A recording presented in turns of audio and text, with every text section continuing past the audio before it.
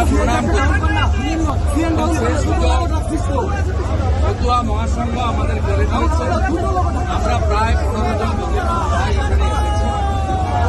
একটা আমরা সনাতনী হিসেবে আমরা ঠাকুরকে প্রণাম করতে, এই ঠাকুর যদি না থাকতো আরো কয়েক কোটি মানুষকে ধর্ম পরিবর্তন করে ইসলামীকরণ হয়ে যেত। 1907-8 সালে ঠাকুর ভগবানের রূপে ধরাধামে এসে 1907-8 সালে ফতুয়া সমাজের সৃষ্টি করে তিনি আজকে গায়ের জোরে যে ধর্ম পরিবর্তন করা হয়েছিল বুঝেছিলেন।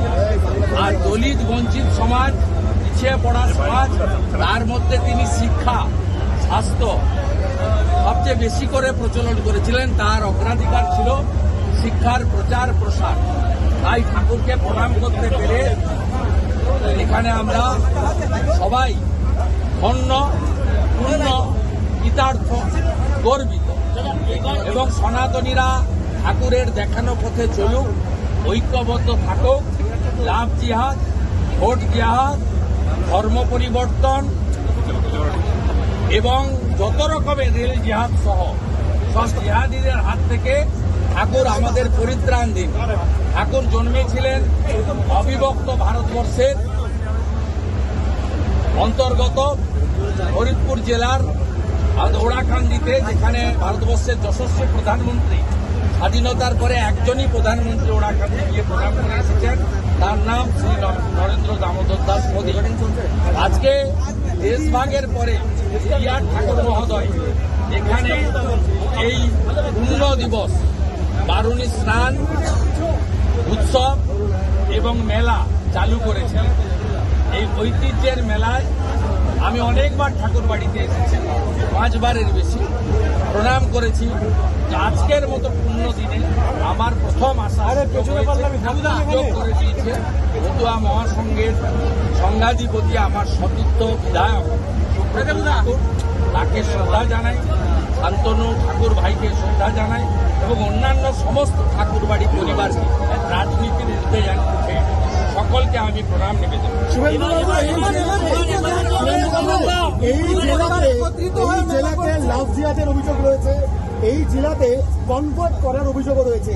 রাজ্যের একাধিক জেলায় হিন্দুরা সংখ্যালঘু হয়ে যাচ্ছে এবং স্বরূপনগর দিয়ে হাকিমপুর ইত্যাদি এলাকা দিয়ে রোহিঙ্গাদেরও ঢোকানো। অত্যন্ত খুশি, সুন্দর অপরূপ পরিবেশ।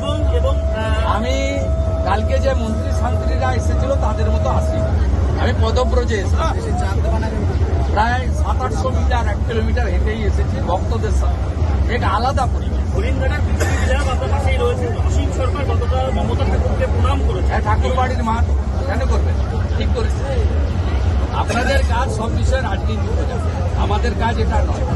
ভারতীয় জনতা পার্টি একবারও বলেনি যে তৃণমূল কংগ্রেস করলে যদি মতুয়া বাড়ির লোক হয় তাকে শ্রদ্ধা জানানো যাবে না।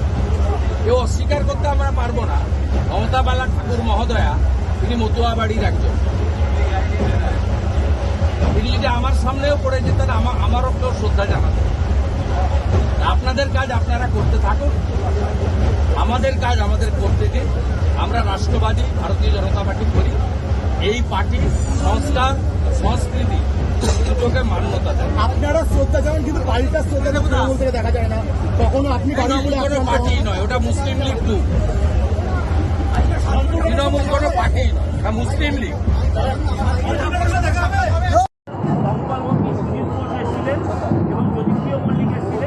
তারা এই যৌথ মেলাকে স্বাগত জানিয়েছে, বলছে ধর্ম যার উৎসব খাবার একত্রিত হয়ে মেলা হচ্ছে, এটা তারা প্রশংসা করেছে। কি বলবেন?